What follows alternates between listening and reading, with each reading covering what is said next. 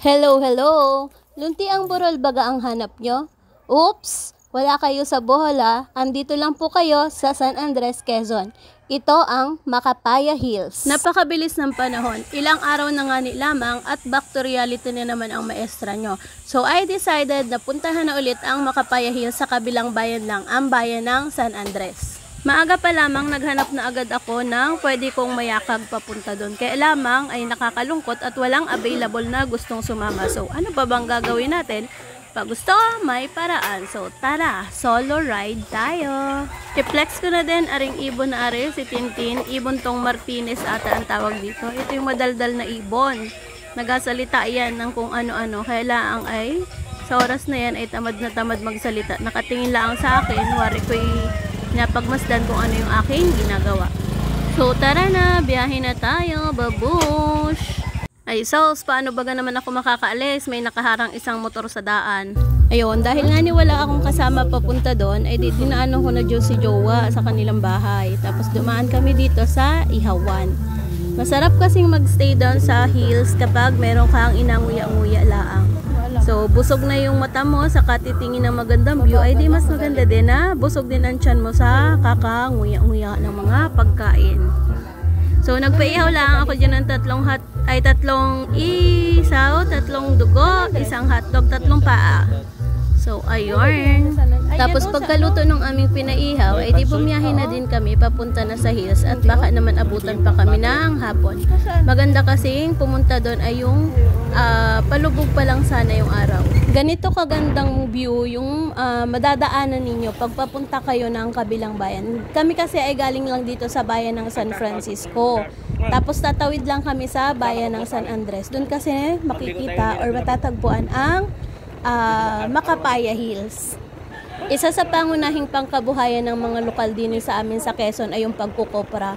Kaya halos kahit saan kayo mapaliko, mapatingin ay maraming puno ng niyog ang inyong makikita din sa amin sa Quezon. Aside sa pagkukopra, tapos sa pagbubundok, isa din sa pangkabuhayan namin ng mga lokal din sa amin ay ang pangingisda. Dahil kami ay sakop kami ng Bundok Peninsula. Kung mapapansin nyo sa mapa, puro bundok at dagat ang meron dito sa amin. Kaya yun yung ikinabubuhay ng mga lokal dito sa Quezon. So touchdown, andito na kami sa bayan ng San Andres.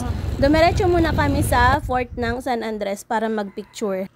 Oo, talagang dumayo lang kami dyan sa port para magpicture. Ganun lang, kahit mainit, basta may picture. At dahil kanina, habang nasa biyahe pa lamang kami, ay inakain na ni Jowa yung aming pinaihaw, ay di naghanap kami ng pwedeng mabilhan din sa San Andres ng aming mababaon paakyat sa Burol.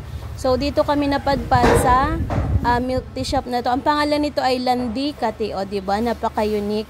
So marami din silang ino-offer pero ang in-order lang namin ay isang milk tea, isang mango shake, tapos burger and fries. Pambaon lang para may makain lang dun sa taas. So pwede niyo yung puntahan, oh. Napaka-unique ng pangalan. At finally, andito na kami, nakarating na kami sa Macapaya Hills. So, magbabayad lang kayo ng 10 pesos per head para sa kanilang entrance fee. Opo, may bayad dyan na 10 pesos per head. So, before, nung una namin punta dito, pwede kaming tumawid dun sa kabilang burol. Pero ngayon, sabi ni Kuya, nung nagbayad kami, iba na daw yung may-ari doon.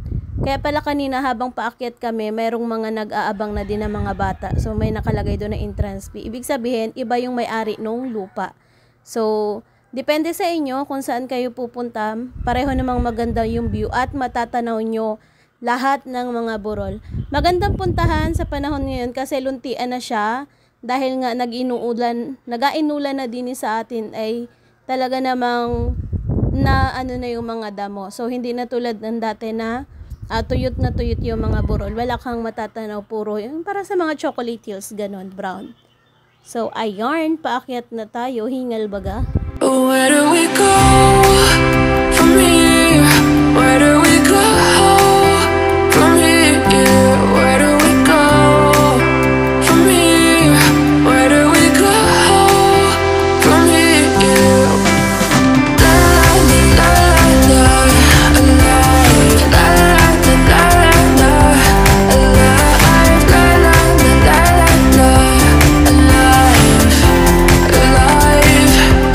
Alive.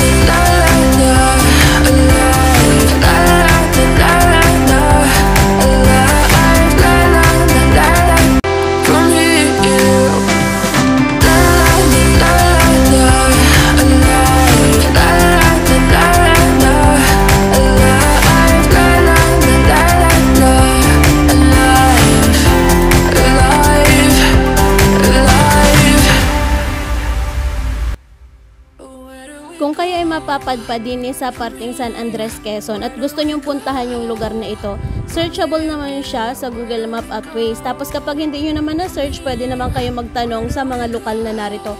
Siguraduhin nyo lang na San Andresen para alam din nila kung saan kayo ituturo. Pasok na pasok dito yung 4 wheels, mga motor. Merong mga parte lang na rough road pero okay naman. So yun lang ang may share ko for today. Babush!